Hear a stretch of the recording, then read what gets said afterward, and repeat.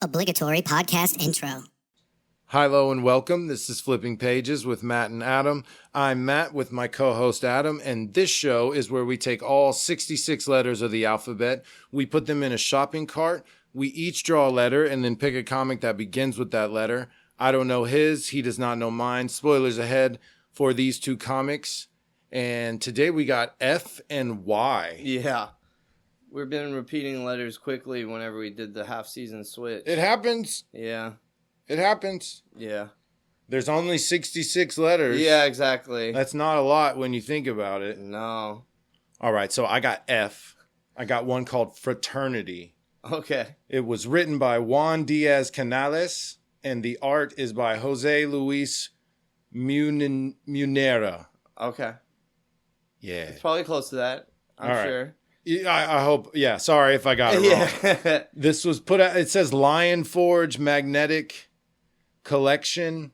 Lion Forge? I've never come across these guys. Not that I can remember. This guy, Juan Diaz, he wrote a series called Black Sad, which I have come across. Really? Okay. It's like all anthropomorphic, Ooh. like detective story. Oh, that's right up your alley. And if you're half a furry like I am, you probably enjoy it. Yeah. So this came out in 2018. All right, so new segment. This is called Trivia because I didn't know what I was getting into.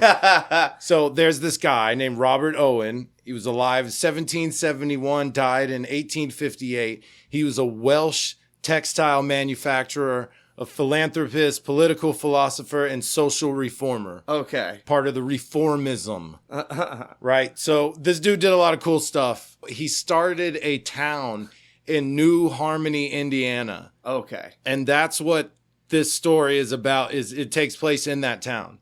So there's like a forward in the beginning about Robert Owen, but it's written by this other guy named Josiah Warren, who is the first American philosophical anarchist. Okay.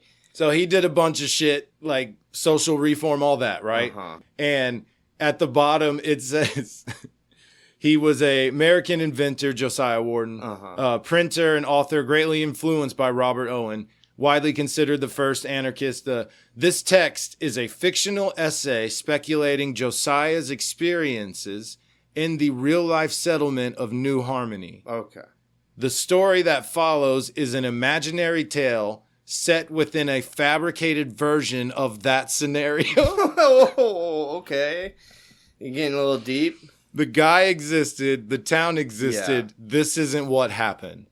Okay, right. So these men are... I had no idea what I was getting into, Adam. Oh, yeah. The bunch of dudes are hunting with their dogs. They see a deer that's like ripped up at the stomach area. They see a big shadow, like straight up monster. They see the shadow, a silhouette, and like yellow eyes. And there he is, and they go chase it. They find a hole, and they're like, that's his Frady hole right there. They're like, set it on fire. So they stick it in there. Something shoots out, and one of the guys tackles it, and it's a naked little boy. Just a little boy. And they're like, oh, you killed all our chickens. They're about to kill him. And one guy, his name is Alex. They don't explain this at first. His name is Alex Lafitte. He's like, dude, no one's going to hurt him. It's just a little boy. It's a kid. Yeah, and he sticks his hand out and is basically, come with me. It's just a child. You do see the monster off to the side behind the trees watching him. So this is New Fraternity, Indiana, 1863. Right. Factory town, you see it, bunch of houses, big town. Basically an experiment.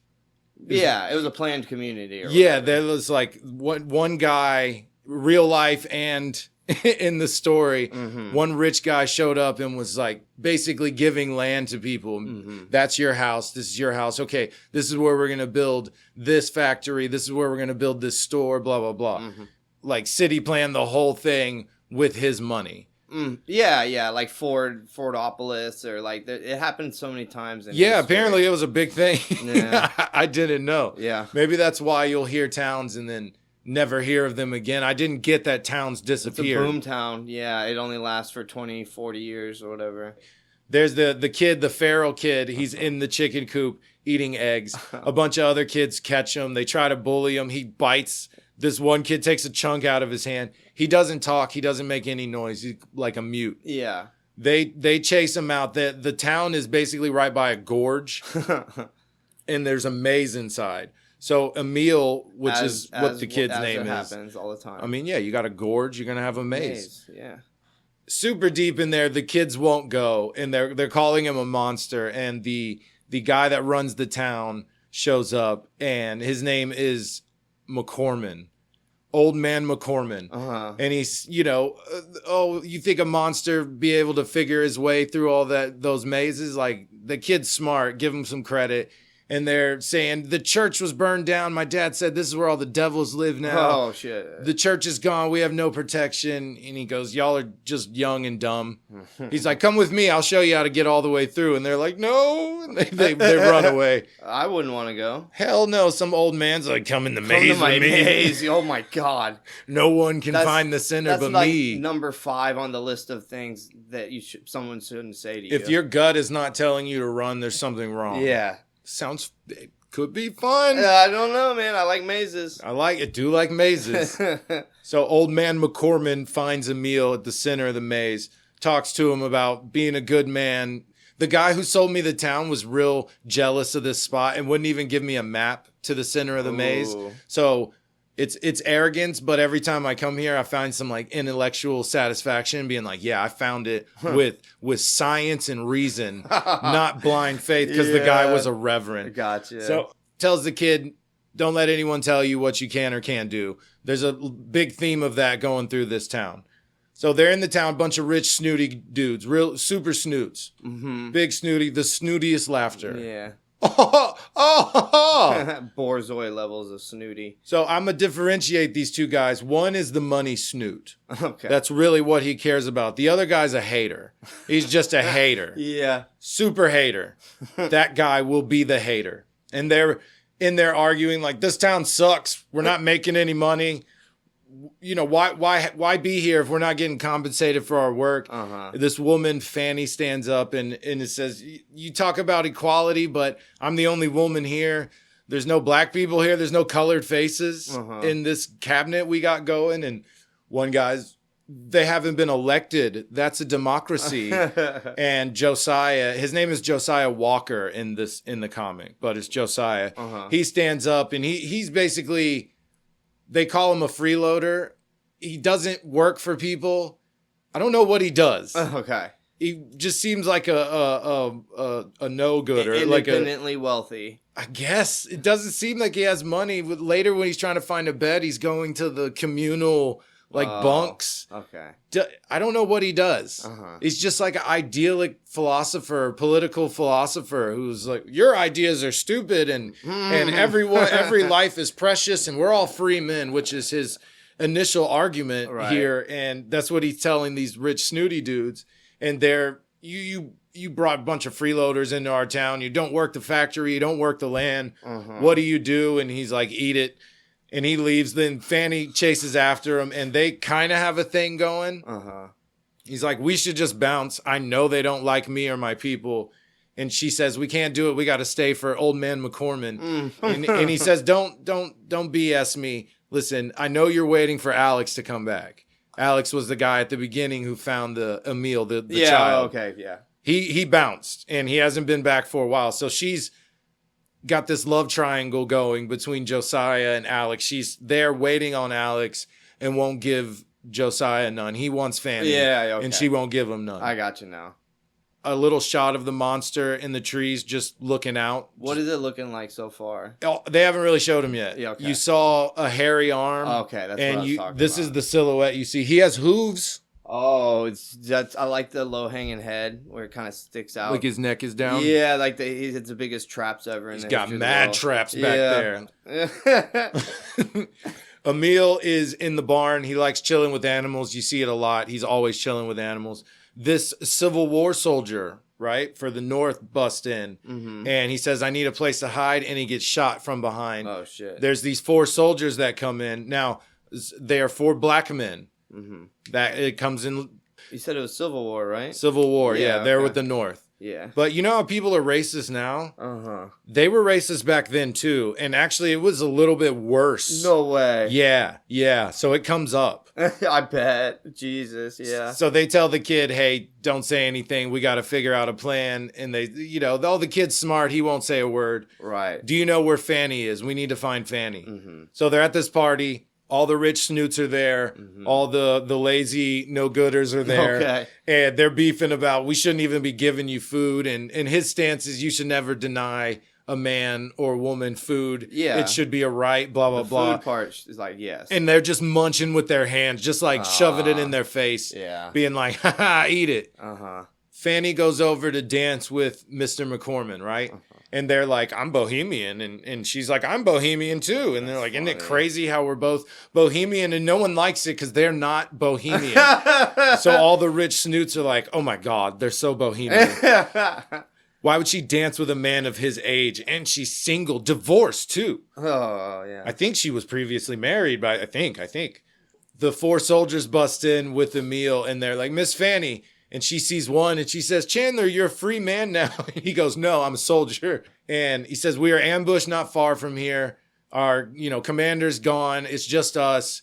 They said you would help us. And Mr. McCorman's like, hey, man, north and south are just directions. We don't care.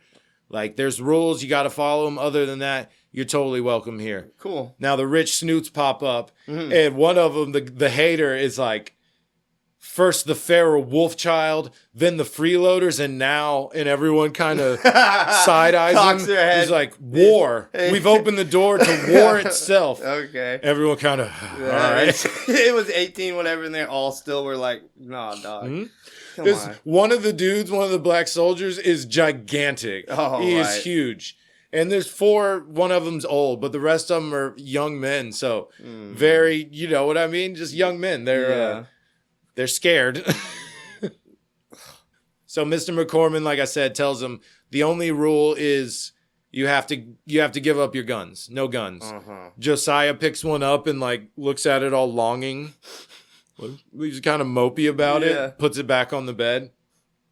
Fanny is in her bed. She has a picture of her, Alex, and Josiah. Oh, God. And she's falling asleep staring at it, right?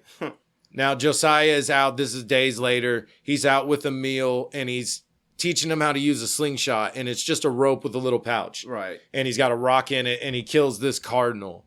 And this whole time, he's telling him the same thing. You need to be a man. Once you can take care of yourself, you don't need to rely on anybody. Yada, yada, yada. Be a man. Da-da-da. Go pick up the bird. So this fool runs off, grabs the bird, and just bolts.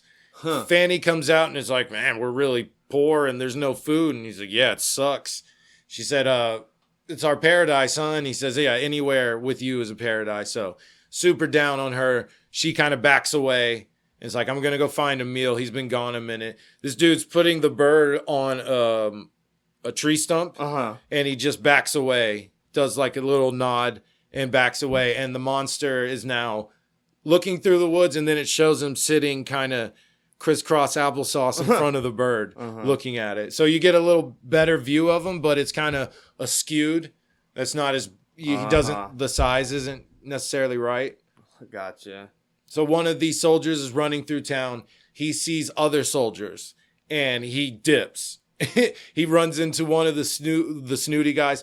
This snooty guy has at the same time the longest hair in the story and is bald. Oh, this dude has a ring that goes all the way down to his neck. Yeah, and it looks like Lord Farquaad, but you shave the top. Oh, tragic. And he's got a little pencil mustache. Oh, yeah, I feel sorry for this guy. Oof. All the soldiers get work from this guy named Adam. He's going to. They need to make something. He invites them to his little factory. Hey, we're shorthanded. Come help us. Gotcha. So the snooty guy just noticed that the soldier saw the other soldiers and bounced. So he's got that tucked away, basically. So these soldiers show up, talk to Mr. McCorman. Josiah immediately comes in and, what do these puppets want? Blah, blah, blah. No. He's like, listen, man, the shit, we're going broke. All right? Yeah. Colony's going broke. We need to facilitate this. I need to take care of my people. He's like, what did you do? And he says, they need blankets, uniforms. We can make it.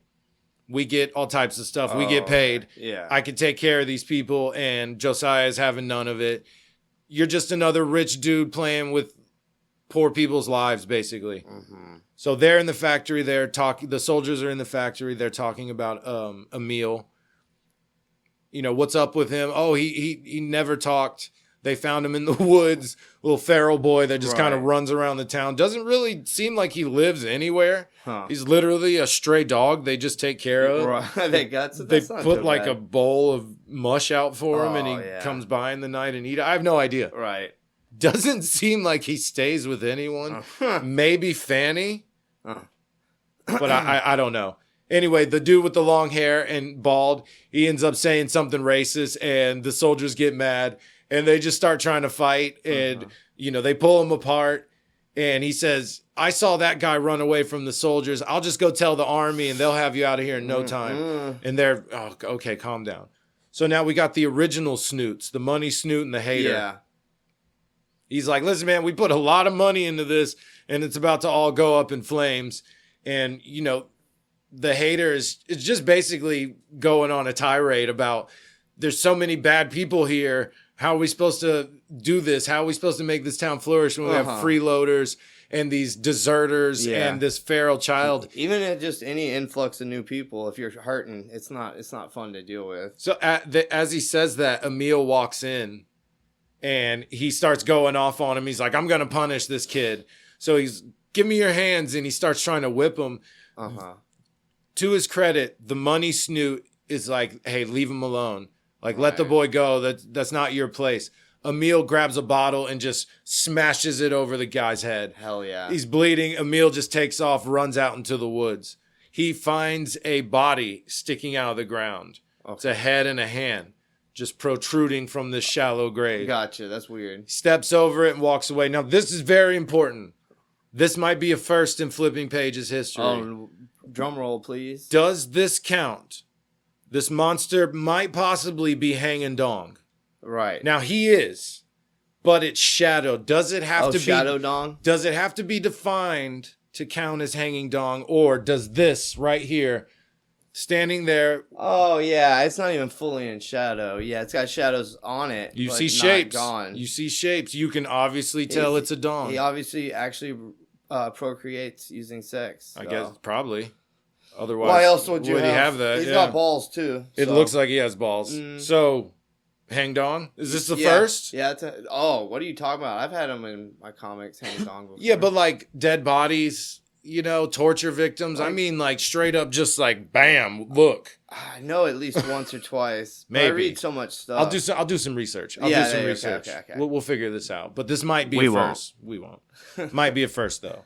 Josiah and all his boys, they're going out to hunt for boar.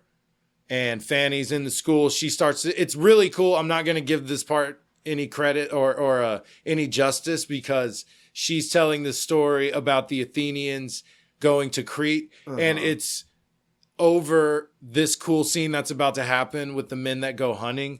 They shoot a boar and they follow it and they find the monster and Emil hanging out over a dead deer. And he's actually handing the monster like a pocket watch.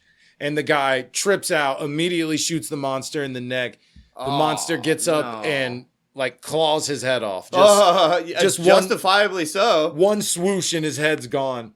All the other guys hear it. They go after him. Josiah's like mind blown, doesn't even know how to act. He doesn't shoot. He's just standing there staring at it. The monster runs past him and actually cuts his arm. They cut back to Mr. McCorman, who's coughing into a rag. He's dying. Cuts back to now Alex has just decided to wander in. He finds the same body Emil found. Yeah. Smells some dirt and walks away. This is weird. Mr. McCorman was just coughing up blood inside a building. Now he's outside looking at like a structure of a building in the rain. I guess he just decided to go outside for a second. Yeah. It's weird. Monster's getting shot by the hunters and he gets cornered and he ends up jumping off of this cliff. And when he lands, he gets knocked out. Emil's fine, but they're both just out of it. Oh, they jump together? He's holding Emil, running from all the guns. Gotcha. So they come in and get Fanny and say, hey, something happened with Emil and Josiah. So as she's running to them, she sees Alex. and they give a big hug right there. Okay. So now he's back. She knows it.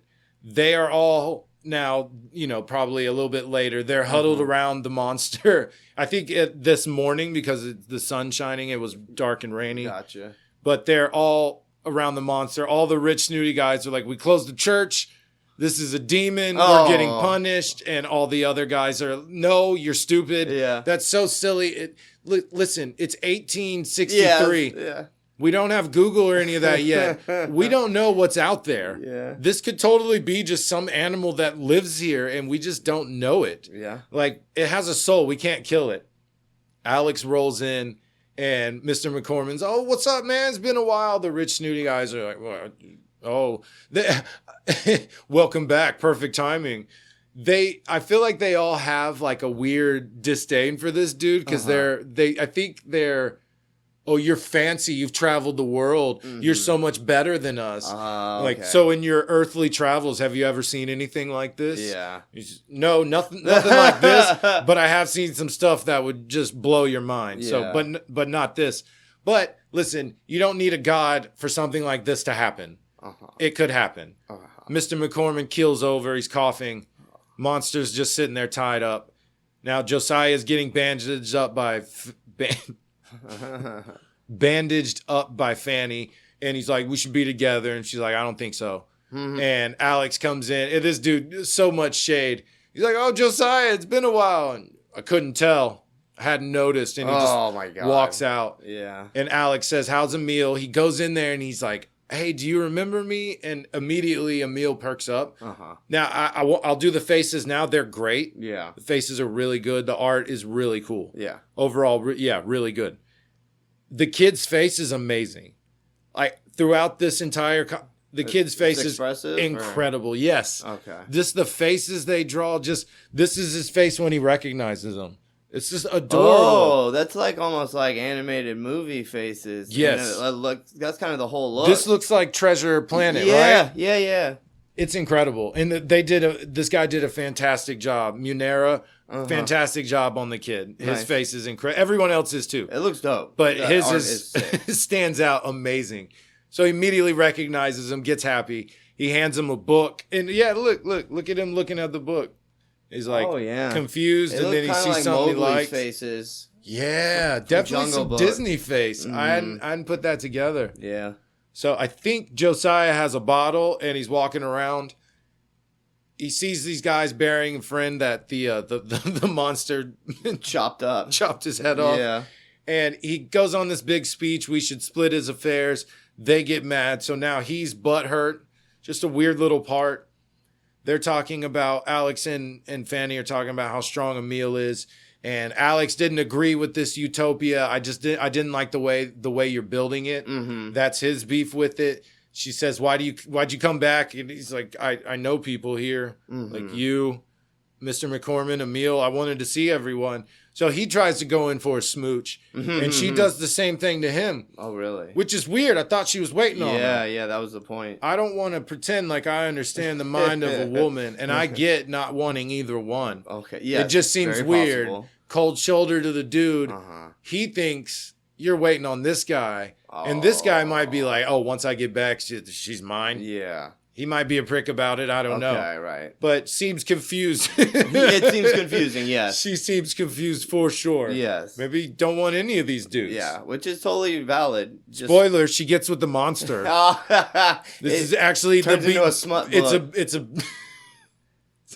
a Beauty and the Beast prequel. They actually knew each other beforehand. And they He puts money into stocks, and then he gets his mansion.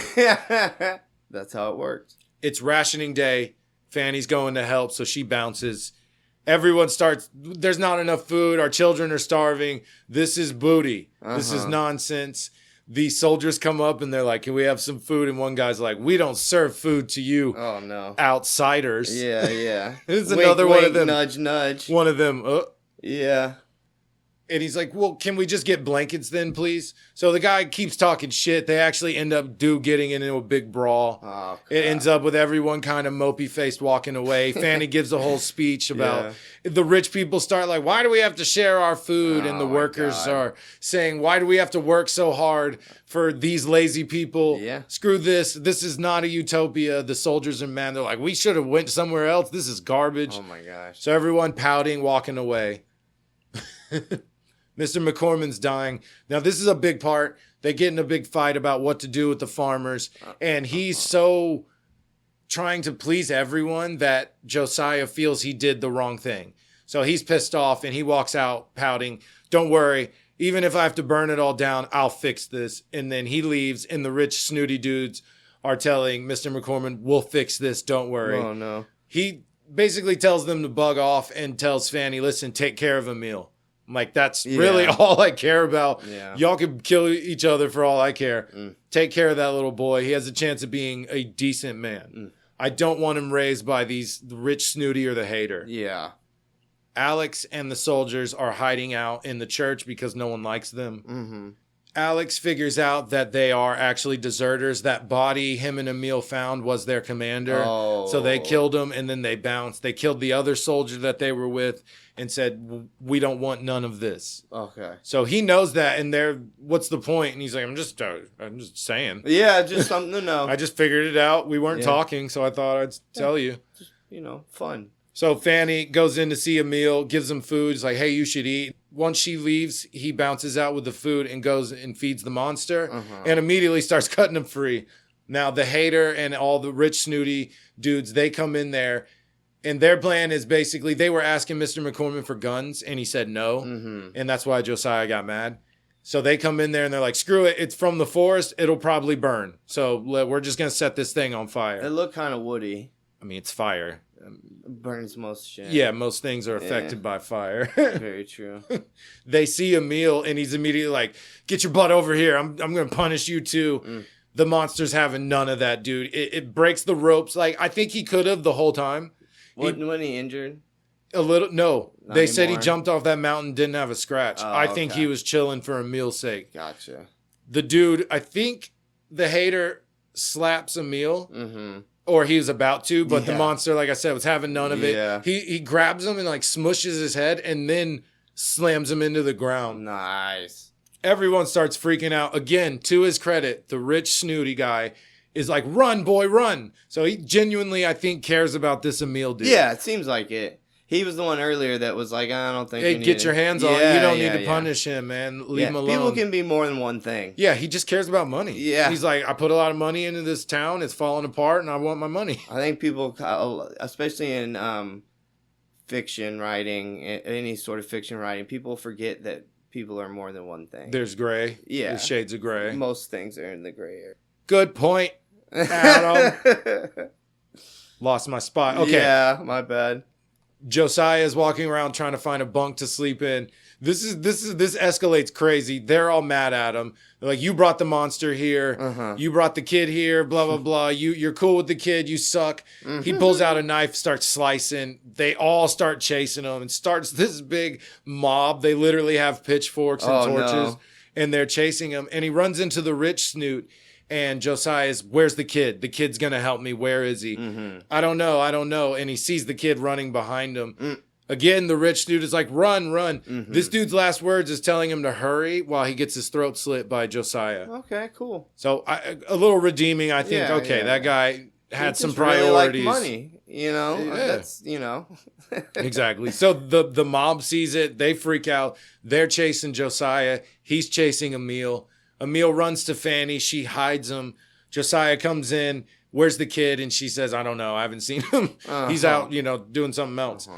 They get in a fight. He basically ends up yelling about, you should be with me. Alex sucks. I'm your man. And he backhands her. Oh, no. And then she gets livid and just yells at him, go out. She hit him with a really good burn. Nice. And then this fool starts sweating and staring at the knife. Oh, no. And like shaking. Oh, no. And he gets on top of her and says, where's Emil?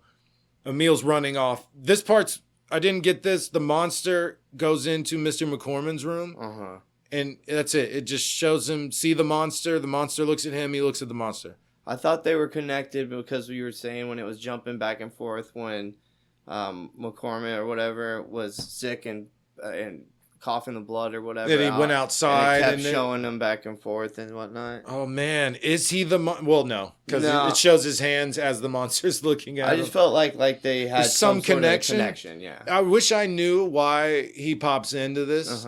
But they just look at each other. Okay. Fanny goes to the church to tell Alex, hey, he basically backhanded me and he threatened me with a knife.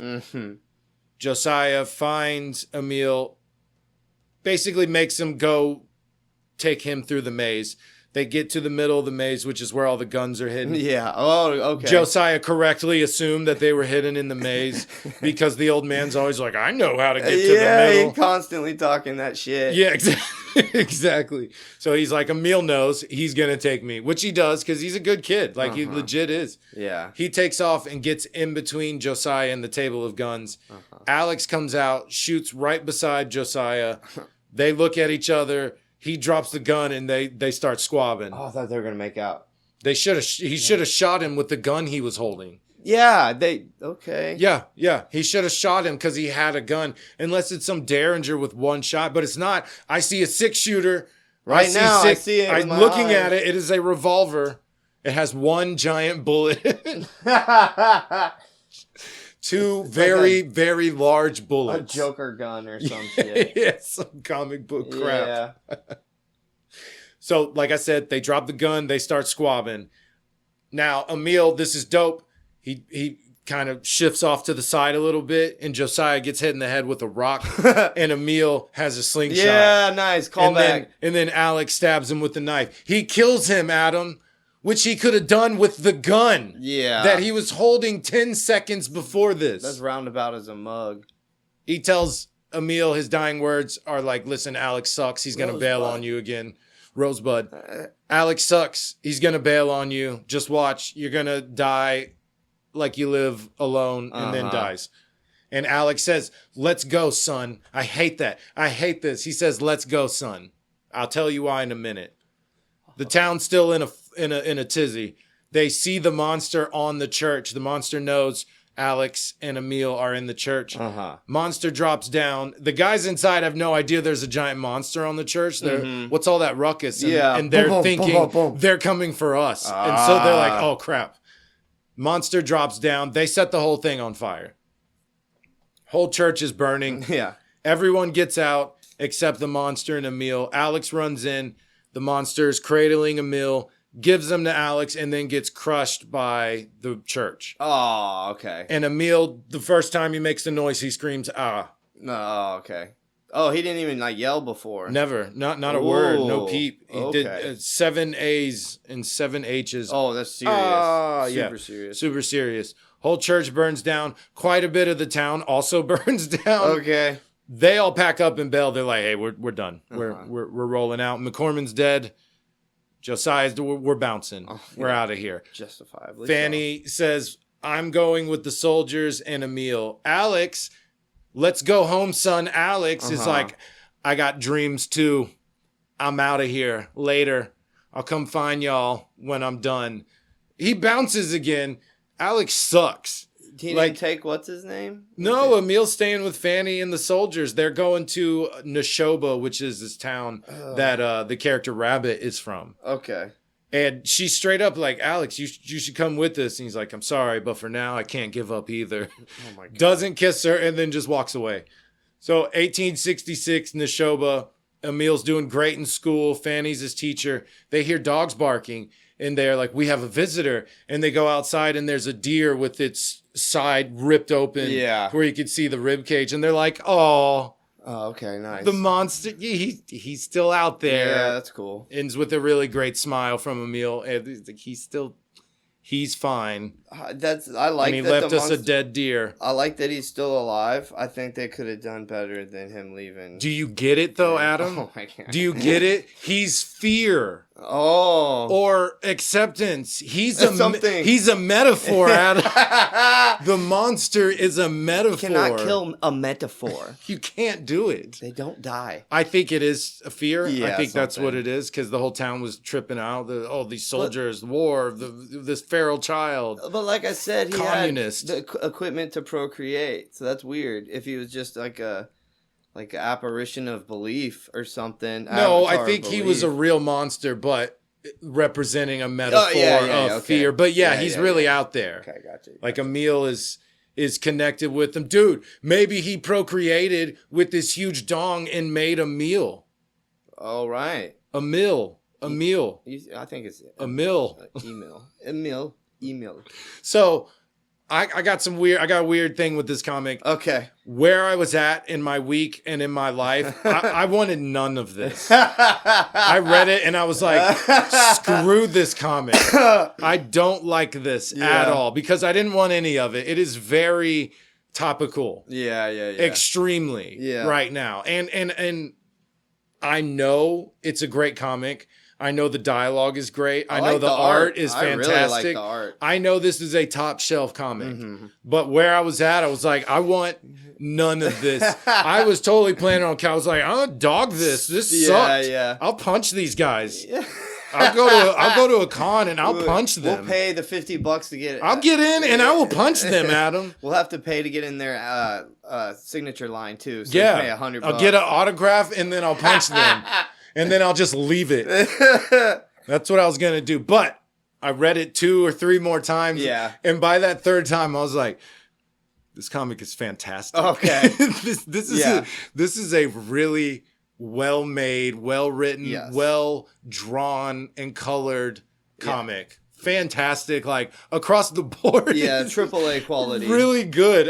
The content was just not what I wanted. Yeah. I was like, I want a monster in the woods. That's what I want. I don't want fear. I don't want political talk and racism. I don't want any of this. I just wanted to have fun and read my comic books. I just wanted a monster in the woods, and then I did research on Robert Owen, Josiah Ward, just all this real stuff. Place and shit. I was not having none of it, man. That's weird. But it did grow on me. Fantastic comic. If you find it, get it. Yep. It's a really good read. So after very, very close investigation, Adam has declared that yes, the monster was hanging dong. 100%. Is he fear? We don't know. Didn't look that up. But he was hanging dong. So I believe this was our first clear cut. Right. I don't count if you're standing there and you're covered by shadow. There's no silhouette or nothing. That doesn't count. I mean, straight up, you could see it slightly shadowed, but you could see shadowy. Shadowy. Yeah. You saw the outline. So yes, monster was hanging dong. It looked like wood too. Like you kind of see the material. I used a magnifying glass. So. He did do very close investigation. Yeah, for sure. But I got Y, and I feel like I had just gotten Y recently, and it wasn't very recent. Yeah, but I wouldn't think it. I didn't think it was. It wasn't. I was trying to not. Honestly, this time I was trying to weed out comic book companies that we keep using a lot. That's kind of impossible. I've learned to do. I did it. Dark Horse. I'm doing another Dark Horse. But this one's a Hellboy. This is Young Hellboy. Oh, Mike Mignola. Yeah, it came out in 2021, and it had been going for a little while before that, I think. So I didn't even know it was a thing. And Young Hellboy. No, I didn't either. This is literally just Hellboy 4 years after he pops out of the... 4? Yeah, but he's like mental age of like a 12-year-old. I was going to make a joke about him being a little kid, but he literally is. And his fist is the same size the whole time. So when he stands next to his fist in the correct... A lot of times they don't show it as big as it really should be, but in a lot of the static pictures, it's as big as he is. Dang, that's crazy. Yeah. It's the same size. I guarantee you it weighs twice as much. He's a gangly little... He looks like he's 10 or 11. Drag it around. Yeah, he looks like he's 10 or 11. He acts like he's 10 or 11, but he's 4 years old. Mm. This is written by Mike Mignola, as usual, and also Thomas Snigowski. And... What did you call me? Yeah, you heard me. They co-wrote it. all the way through. There's 4 issues. The artist is Craig Rousseau, and he kills it. It looks like Mike Mignola's stuff. Oh, Mike didn't do the art. No, writing. And but different enough where if somebody was like, oh, yeah, that's not Mike Mignola, it's somebody that is doing the same type of comics, I'd be like, oh, I can see that. It's weird. It's like playing guitar for Jimi Hendrix. You got to fill in it somwat. Yeah. But if you try to do exactly, you're going to fuck up. Yeah, exactly. People are going to hate you for it. Yeah, this looks exactly like Mike's. What, does he think he's better? You think you like Mike? Yeah. You think you like Mike? You're not like Mike. No. Like I said, this is 4 years after he came out. It says here in a second. He's going on missions and adventures with Professor, his dad. Mm-hmm. His dad's a young man-ish, like maybe only middle age at this point. Yeah, he was young when he found him. Yeah, he takes full responsibility for anything Hellboy does. So, like, if he messes up at all, he's like, it's my fault. They are running around doing adventures together because they'd been separated for a while. We don't get, like, a full-on backstory of Hellboy being born and coming out and stuff. They're like, you should know that. Like, that you should know some stuff about Hellboy to get full appreciation of this young Hellboy. In the comics, does he just pop out of the portal like he did in the movie? Or yeah, I think eventually they show elaborate eventually, but yes, in the original one, it's pretty close to the movie. Here, look at this one. This is a good shot of how big his fist is. Oh wow, that's huge. Yeah, you could like sit on it. Yeah, so the professor and him are going on a mission to South America. Apparently, they found an underground Incan city. And that's right up to BPRD, right up in their lane. So they're riding on a plane, like a little tiny. They're riding on it? Yeah, on top of it, like it's a horse. Nice. So they're riding in this little double prop plane that only probably sits 15 people. There's one other guy on the plane, and he's just staring daggers into their faces. And like in this world, it seems like they don't usually like warn people or try to explain Hellboy. Yeah. They just kind of like, he's just there. He's a little kid. And, like, they don't know this guy who got on the plane. They don't say boo to him. You know what I mean? Wouldn't you be like, hey, don't kill yourself or jump out of the plane. My son looks like a demon. Yeah, just fly. Yeah, just fly. Commonly asked questions. No, he's not Satan. Yeah, you're not the only one seeing it. We all see him. He's here. Yeah. He's fine. He's 4 years old. He's not going to mess with, say something. Have a card. Just hand people a card. You need a card. Yeah. So they're riding on this little plane near South America, off the shore of South America somewhere. Mm-hmm. They're flying on the plane, and the guy jumps up, and he's like, I am the servant of God, and I will stop this blasphemy. And he goes to kill Hellboy. This is the rando that was on the plane? Yeah, the only other guy on the entire plane who's been staring daggers at him the whole time. And you think he's about to go stab and shoot. He's got to pulls a gun out. You're like, oh, he's going to shoot Hellboy. And he could have. They were standing right there. So whenever you were telling your story about how the guy could have just shot and it would have been a lot easier, the dude shoots the pilots. Oh, what? He's pointing it at them. I'm going to crash the plane. Moves his gun out of the way, shoots the pilots dead. It's a revolver, so he shoots all 6 shots.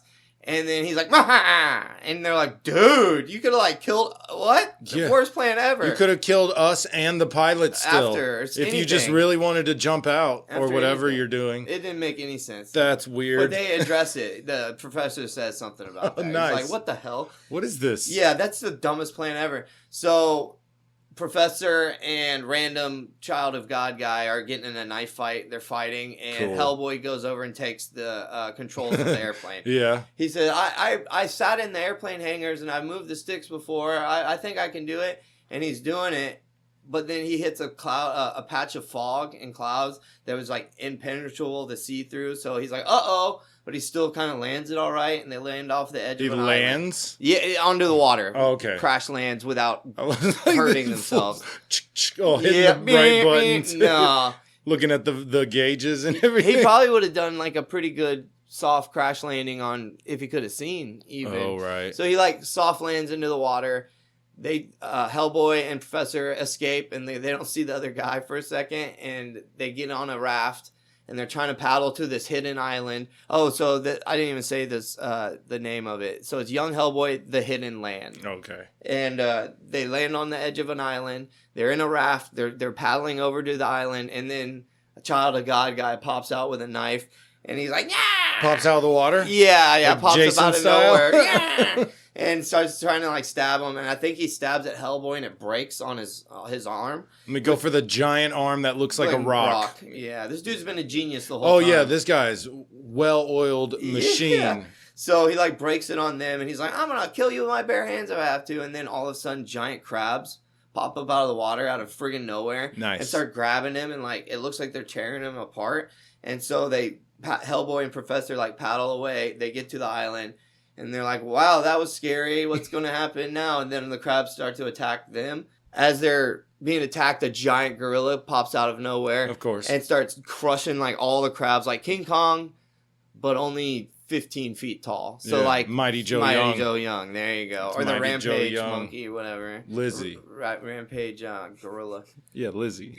yeah, Lizzie. That was the lizard. Yeah. What was the ape's name? I don't know. That's what I was trying to remember. All I remember was Lizzie. So they escape because a giant magic gorilla popped up and started crushing all the crabs. They run into the woods. All of a sudden they run into like gorilla people. So like they look a lot like they'd be a gorilla, but they're also more human than a gorilla. They walk around upright. They have a language. It's very like primitive, whatever, but they look cool. They honestly look really cool.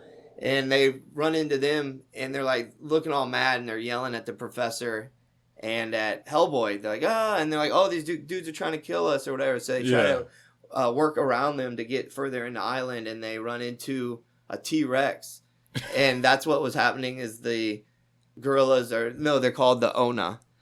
It's a whole race of beings that have lived on this island from a time. So it's really weird. I'll skip it. They've been around for a long, long time. Okay. We'll say that.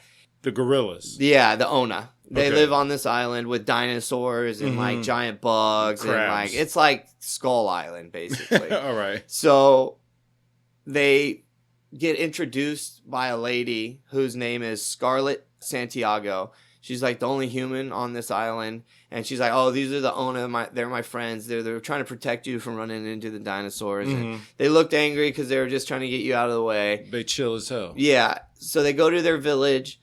And on the way, they kind of discuss what's going on, what the hell's up with this island. She's like, oh, I've only been here for a while. I haven't actually been here that long. And you gotta know more than us. Hellboy's like, I know you. You're a Sky Devil. And she's like, whoa, people haven't called me that in a while. So it was like a true story in this universe. She was a pilot because her dad was a pilot. And he like got murdered by some people or whatever, and she used her plane to like get justice, basically.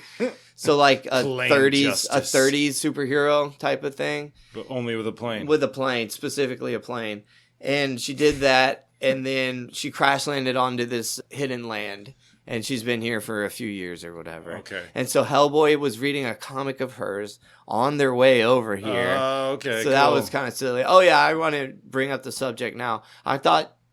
I didn't know what to think if this was going to be a kid's comic, straight up like Young Hellboy, as in like very, very kiddie, very childish. And some parts of it are like the story's very simple and easy to understand, and not a lot of characters and whatnot. But also, there's some good violence in here, man. Nice. Like human on human violence too. And I was kind of shocked. I was like, okay, so who's this for? Yeah, right? It's a very weird mix of tones. Teenagers. I guess. Yeah, I guess. I mean, not sure. So they're on the island. Scarlett starts explaining that she's the giant gorilla, and she turns into the giant gorilla, and she's the protector of the island. She explains how the Ona saved her life by making her the protector of her island. She crashed on the island, was going to die. So previously could not turn into a gorilla. No, that was not something. They gave her the power to turn into a gorilla and back into a human. At will. Oh, that's cool. At will. And she's really strong. Can she do like one arm? No, they don't show it like that. Okay, that'd be cool. Those are always really like Beast Boy style. That's cool. Like your mouth, you turn like your gorilla mouth. Oh yeah. Or just your arms, so you could go swing, but be a person. Be a not huge. Rhino with a gorilla mouth.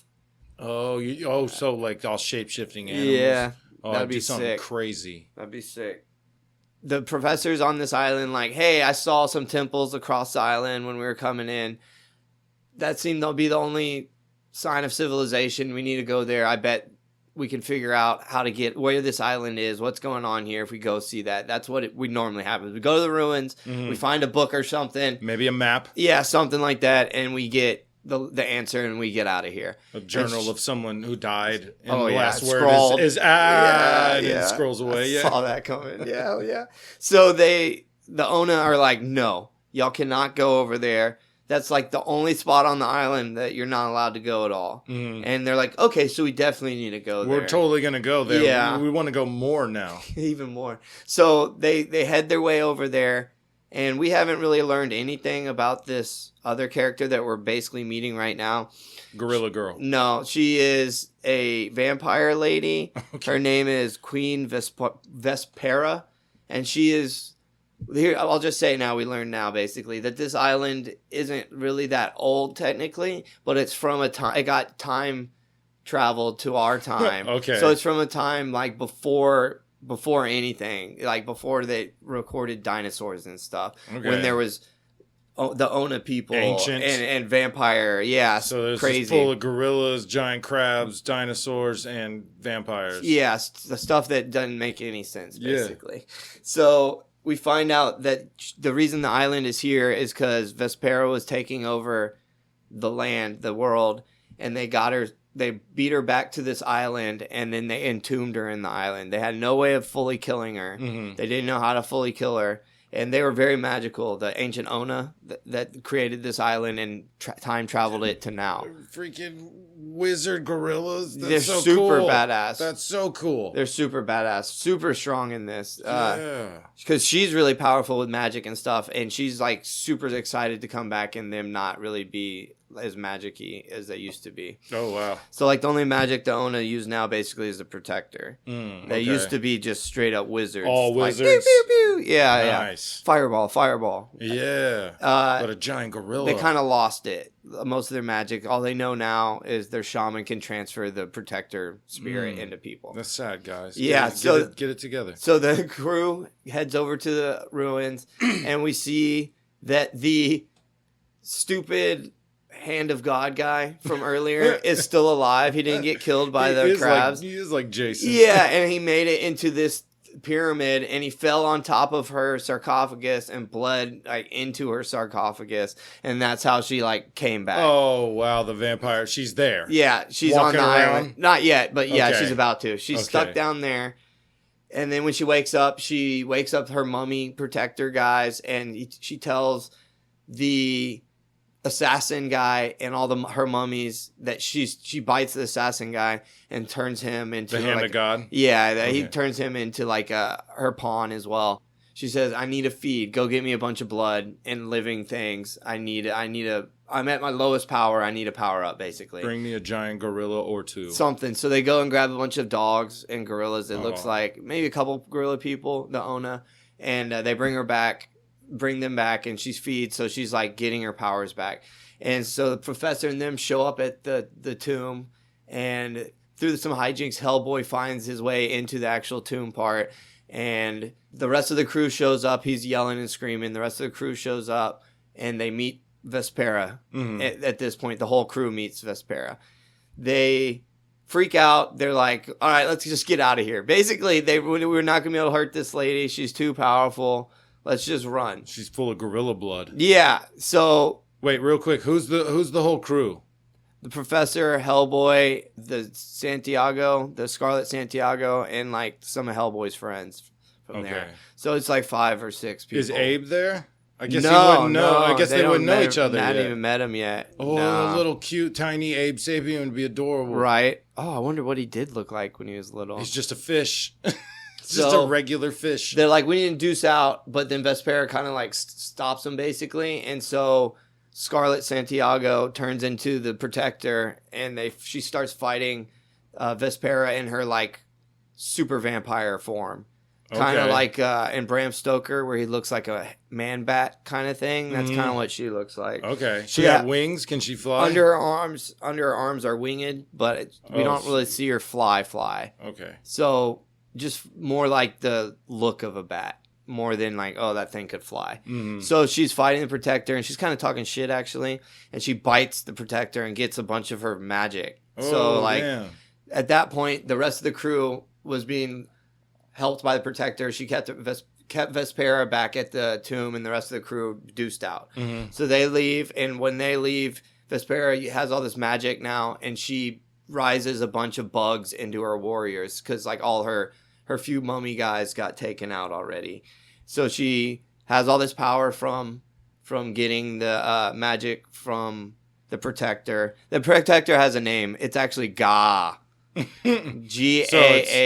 Carmen Sandiego and then is Ga. Ga. Yeah, okay. yeah. So she has the same brain, it seems like. They don't go deep into it because it's just this one 4-issue series, but she seems to remember and control it. Okay. So she's as smart as she would be, and she's a smart lady. Nice. So now the crew is like, dude, what are we going to do? Like, they're back to the village, and they tell the shaman and the leader and whatnot. And they're like, dude, what are we going to do? How are we going to do this? And so they do a bunch of crazy magic against their idol of the Protector. They're like smearing red paint on their faces and like on the idols and stuff. And what they do is they ultra empower the Protector. She pops up now, and now she's like 25 feet tall, where she was like 10 or 12 feet before. She's like doubles in size. Yeah. And now she's like glowing with a pink power, and the whole Ona people's eyes are glowing with the pink power. And so they're not giant, but they're like a little bigger and tougher, and they actually can fight. Yeah. Because most of them are they're just a peaceful people. Mm-hmm. That's why they need the Protector. Now they're all raged and jacked up. Full on ready to go. And revenge. Yeah, ready to go. Gorillas go. So basically the rest of this comic is a long fight between jacked up Scarlet and the Protector, Ga. Yeah.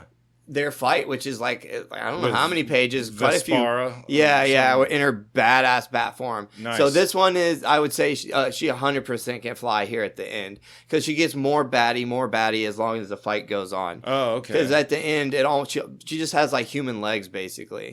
Pretty much the rest of her is like a bat now. Weird. So it's a really cool fight, and really bloody and really awesome between Ga and Vespera. Mm-hmm. And then we also get a cool skirmishing fights between her bug people and the rest of the Ona, because they're actually participating in fighting, and they use like rocks and shit. Okay. They don't even have like knives or nothing. And then we see Professor and Hellboy just destroying all these bug people, because they were like just bug people and they're evil or whatever, so they didn't care to, don't kill them. But like I said, there's so much killing in this comic book. Yeah, it sounds like it. There was really a lot. It was kind of crazy. That's why I said the tone. I didn't know who it was for or whatever.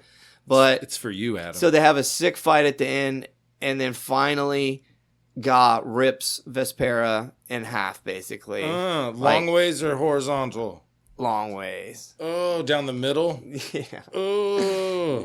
No, that doesn't actually happen like that. But that's kind of how it ends. So they stay on the island for like weeks, it seems like, after this kind of recovering, not leaving yet, whatever. They're like, you coming with us, Scarlet, Protector, Ga, whatever? And she was like, no, this is my home now. I love it. I'm going to be the Protector. I love it here. Y'all have a good one, but y'all can't actually remember about this island, because then you'll try to come back, or some bad things will happen, and maybe Vespera will come back or something. So we're going to have to blank your memory out. And they're like, okay, cool. Whatever. And then they gave him some sick-ass drugs that made him forget the last few days. And they get picked up by like a boat. They get found in a dinghy out away from the island, and a boat picks them up. And when they're sitting on the boat going back to land, the guy gives Hellboy the Scarlet Santiago comic book, a different one or the same one that Hellboy had earlier. Yeah. He goes, oh, awesome, I haven't read this one yet. And I was like, oh, that's like, he doesn't remember it. Yeah, doesn't remember memory, like, even Hellboy doesn't? Yeah, neither of them remember it all. And there's like a cute little, like I said, when they're leaving, it was like cute. Oh, we liked you. I have to stay here, whatever. But then they deuce out. They get their memory wiped. They get picked up. The comic book thing happens, and then that's just the end. Then the Child of God guy pops out. He's like, yeah! He's hanging onto the undercarriage of the plane when they're leaving. Last panel is him holding his finger to his lips going, shh. Yeah. So I would say the faces in this are not as good as Mike Mignola's are all the time, but they're fine. They're serviceable. Okay, I was gonna say that's not fair. It's very cartoonish. Very cartoonish, yeah. It was dope. I think, like I said, I don't know who this is for, so it's hard to recommend it. But I would recommend it. I don't know. 2 pinky toenails up. Yeah, 2.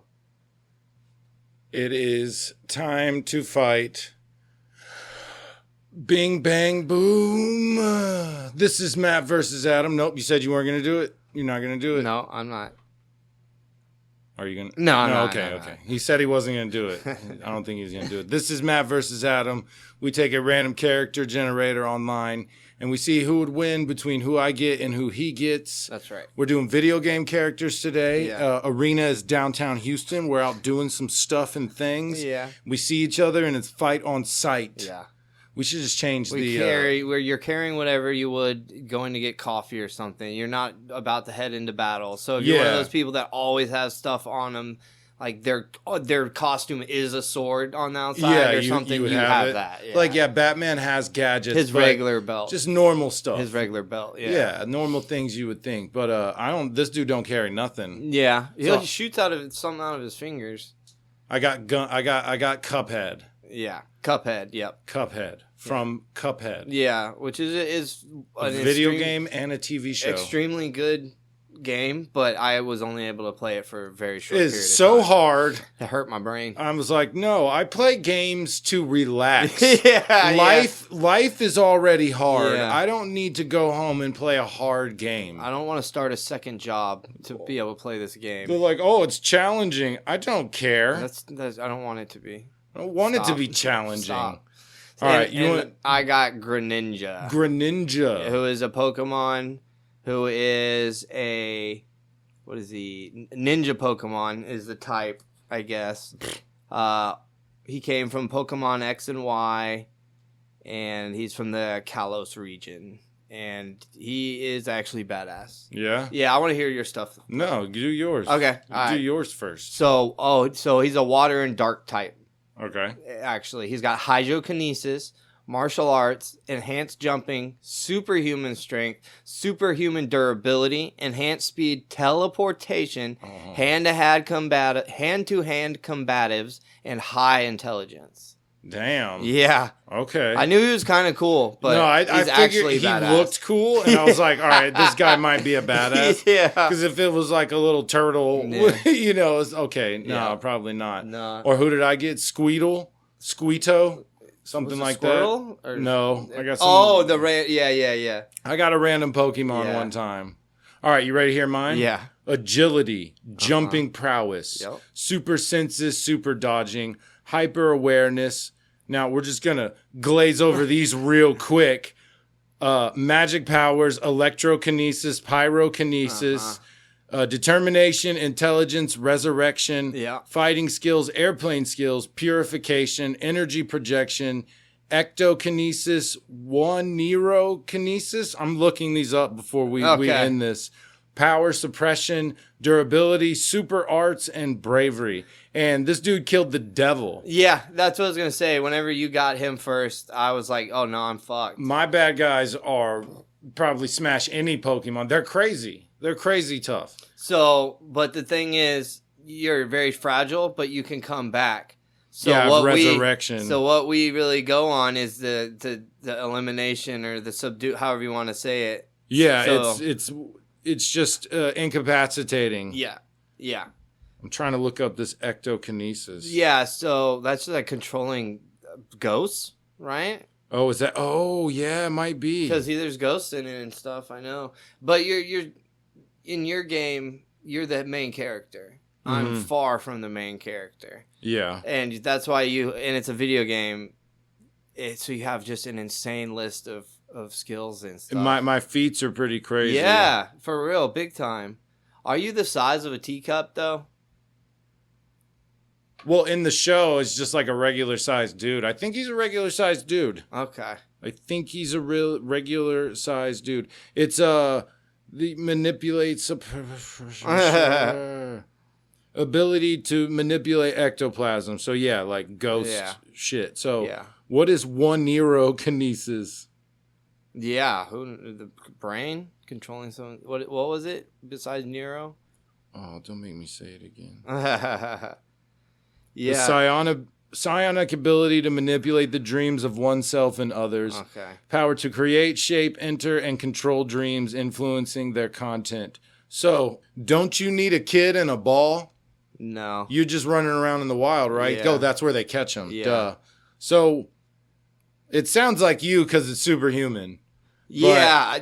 I got electro and pyrokinesis. But I'm not even completely, I'm not completely convinced. Just because part of that game's whole thing is that you're technically really fragile.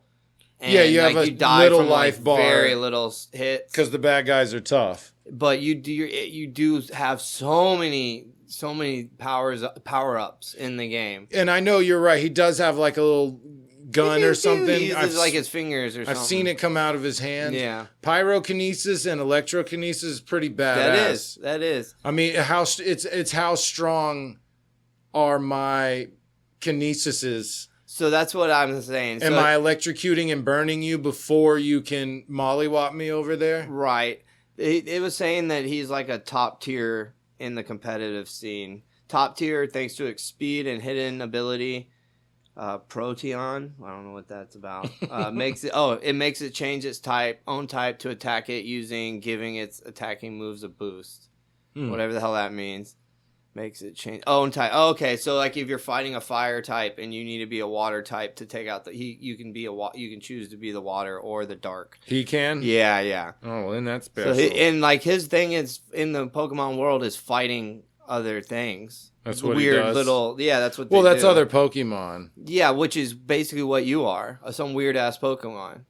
Basically, so yeah, okay. Finger shots. I have pea shooter. Mm-hmm. I have a huge fireball spread. Shoot red pyramid bullets. I have a chaser. I shoot green homing bullets. Yeah. Lobber purple orbs that bounce twice before popping. Does a lot of damage. Yeah, video games. Yeah. Dude. Delayed shooting. Charge orange fiery horizontal spiral. Roundabout light blue boomerang, like a bullet that will come back if it doesn't hit anything after short distance. Dashing parry slap. I got hands. Yeah. Resurrection flight. Oh, I can fly. Oh, it said so even in the plane, I have rapid fire bullets. Toothy terror missile. Mini bombs. Size reduction. Super bomb transformation. Right. I have an energy beam. It says invincibility. In the plane. This is the Cuphead wiki. Yeah. It just says, as the second super art Cuphead crosses the astral plane by transforming into a large eyeless version of his head that spits out gold. Oh my god. Spits out a gold sparkling complete version of himself.